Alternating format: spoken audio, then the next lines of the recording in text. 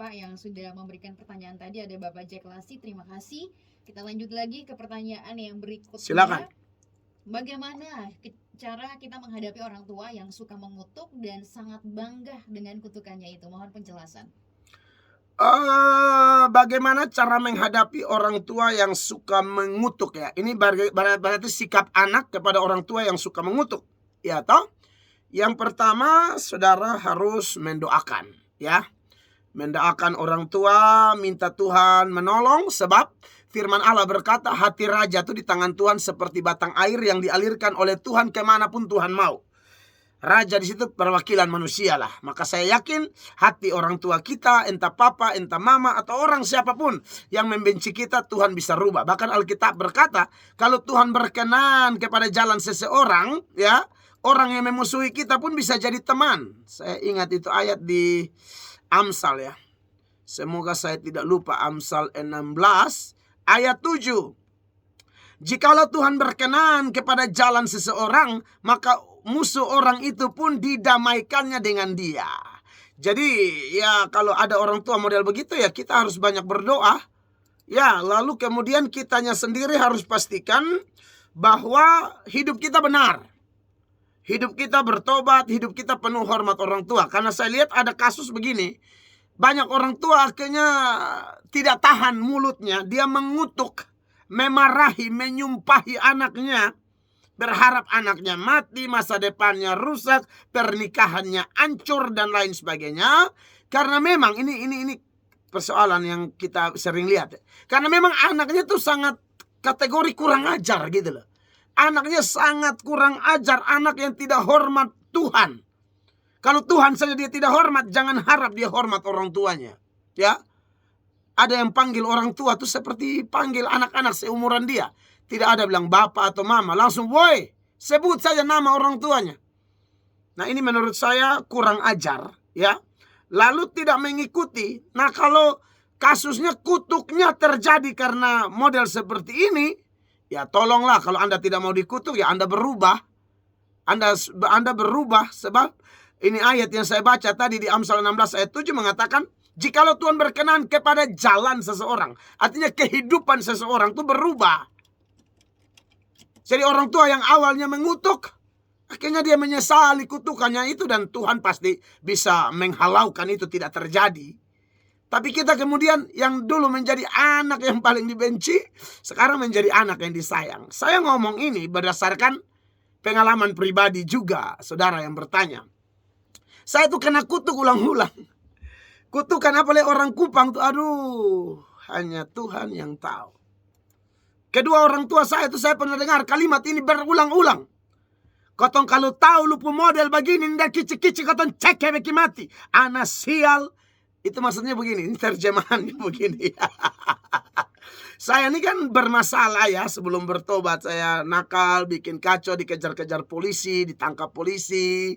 Ya kan tidak jaga nama baik orang tua sudah miskin, saya bikin masalah lagi. Jadi kita tuh jadi bahan bicara, jadi sampah di masyarakat gitu kan. Saya dan teman-teman sejenis saya itu mungkin mereka ada dengar, mereka akan setuju karena ini kisah nyata begitu. Jadi orang tua akhirnya mengutuk kita gitu loh. Lu mati lebih baik. Maksudnya kau mati itu justru itu yang terbaik bagi kami ya. Lalu berkata bahwa kalau tahu lu model begini, dari kici-kici besu cake selalu beki mati. Maksudnya ialah bahwa kalau tahu kau besar nih nakal kayak begini, mendingan masih bayi itu dicekik kasih mati atau tendes dan bantal gitu loh. Jadi mereka tidak mengharapkan kehadiranku gitu. Karena memang bikin kacau, bikin masalah. Saya ingat saya ditangkap polisi. Lalu mama saya memang menangis. Ibu-ibu tuh agak sedikit beda ya. Saya tidak tahu kalau ada ibu-ibu yang anak ditangkap polisi. Dia bersuka cita sampai putar lagu Bento, Bento, Bento. Saya kalau ada ibu-ibu begitu saya minta izin ketemu, kita mau live dulu ya. Tapi kebanyakan ibu-ibu itu ya kan. Anaknya kena tangkap dia sedih. Jadi mama saya itu ya waktu saya ditangkap menangis dia setengah mati. Tapi bapak saya keluar di depan polisi dan dia berkata, "Pak polisi, hantam dia." Waduh saudara-saudara, Bapak tuh kan istilah, kalau figur bapak tuh kita andalkan gitu loh. Ini kita aman dekat bapak gitu loh. Kita terhormat dekat bapak. Ini bapak keluar sambil bilang polisi apa? Hantam. Mot, kata mot. Mot itu artinya pukul, lipat dia. Ya, kita nih orang, tapi kalau orang Kupang bahasa lipat itu kayak kita lipat buku. Saudara ingat ya, lipat kertas. Suruh lipat dia, hantam dia pak. Bapak jangan, apa, kasihan dia, hantam. Napas Tuhan punya, badan bapak punya. Begitu katanya. Jadi memang polisi pun menerima saya dengan penuh sukacita. Dan mereka hantam saya tuh sampai hampir mau mati. Saya sampai difusium di dokter, tulang dada saya ini retak, saudara. Bayangkan, dada kurus lagi, perokok, pemabok lagi.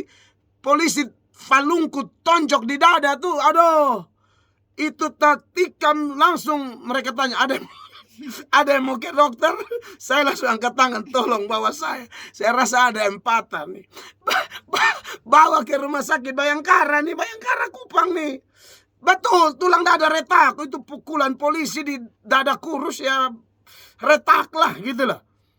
Jadi saya alami itu buat saudara penanya, bahwa memang kalau orang tua kutuk nih kan, kalau saya lihat alasannya, kalau saya pribadi lihat, memang kadang-kadang kita juga anak kurang ajar gitu loh. Saya pernah akhirnya sudah terlalu emosi, beliau cabut parang, saya juga cabut parang. Mau mati-mati sudah, potong bapak anak, kira-kira gitu loh. Tapi akhirnya setelah saya bertobat, ya, ini yang saya bilang sama saudara, saya doakan orang tua saya. Saya bertobat awal juga masih dapat tantangan. Bapak saya sendiri yang ejek, bertobat omong kosong. Begitu kan. Ya, lalu dia pernah pukul saya lagi latihan khotbah, saudara-saudara. Ini kisah nyata. Saya lagi dalam keadaan berpuasa, latihan khotbah. Saya lihat dari belakang tuh, karena siang menjelang sore tuh ada bayangan datang. Saya pikir kuasa gelap. Tahu bapak saya, dia datang, dia bawa balok, dia hantam di belakang tulang saya ini, hampir patah, hampir mati saya. Dia bilang, kau kayak orang gila saja khotbah sendiri-sendiri. Begitu katanya. Padahal saya tuh memang kerinduan jadi pengkhotbah. Lagi latihan khotbah, dihantam sama bapak saya. Tapi saudara, saya terus, Tuhan sudah ubah hati toh. Jadi saya mendoakan beliau, mendoakan. Saya bertobat, saya KKR. Oh, dia bangga, dia cerita, oh anak saya sekarang jadi pendeta. Yang dulu mengutuk sekarang bangga. Ya, satu kali dalam sebuah KKR di lapangan Polda NTT, saya pembicara tunggalnya. Beliau datang, lalu dari jauh ini, karena saya belum khotbah, saya masih ikut bernyanyi. Saya lihat ada tangan yang melambai-lambai. Ternyata papa saya. Mungkin dia bilang, datang dulu. Datang, saya peluk dia. Dia mau kasih tahu, ini saya bapaknya. Padahal dulu ini dia yang bilang, tahu begini, lu kalau nakal begini dari kecil, cek ya lu kasih mati. Pak polisi, hantam dia. Tapi sekarang dia bilang, wah, anak saya pendeta, bla bla dan seterusnya. Jadi saudara yang anak-anak, saya ngomong dari sisi anak. Saya pernah merasakan dikutuk, dan ternyata memang saya salah. Ya, kalau ada orang tua yang mengutuk padahal anaknya tidak salah, justru orang tuanya yang harus bertobat. Kalau tidak bertobat, bisa jadi Tuhan hukum dengan cara-cara yang sakit penyakit atau yang lainnya. Ya, tetapi kalau kita yang salah, anak-anak terkasih, tolong kita bertobat, mendoakan, lalu kita jangan dendam. Maka yakinlah itu kutuk-kutuk tidak terjadi. Bapak saya kutuk-kutuk saya, bilang anak sial, mati lebih baik dan segala macam, tidak terjadi. Ya, yang terjadi ialah Tuhan memulihkan saya. Dan satu hari sebelum meninggal, beliau tidur di atas tangan saya. Saya peluk dia, dia gosok perut saya dan dia bilang, kasih turun perut dulu, dia bilang begitu. Saya ingat betul itu kenangan dengan almarhum papa saya, orang yang paling menyakiti saya sebelum saya kenal Tuhan, sudah kenal Tuhan. Orang yang paling menyakiti saya, aniaya saya, itu bapak saya. Ya, saudara tahu masalah di dunia ini yang paling sakit masalah dengan siapa? Masalah dengan orang dekat. Ini bapak kandung loh. Dia tuh pukul seperti mau kasih mati saya gitu loh, hanya gara-gara latihan berkhotbah. Tapi Tuhan baik, Tuhan luar biasa. Saya hidup sampai sekarang. Dan sebelum dia mati, dia bilang, Mel, nanti bapak meninggal, nanti Mel yang pimpin ibadah penguburan. Siap bapak, saya bilang begitu. Dan akhirnya beliau meninggal, sayalah yang menguburkan beliau. Dan itu kisah nyata, saudara-saudara. Jadi kiranya jawaban saya disertai pengalaman nyata ini membantu kita, memberkati kita ya. Tuhan Yesus memberkati. Terima kasih Bapak Pendeta. Ya. Kita lanjut lagi ke pertanyaan yang berikutnya.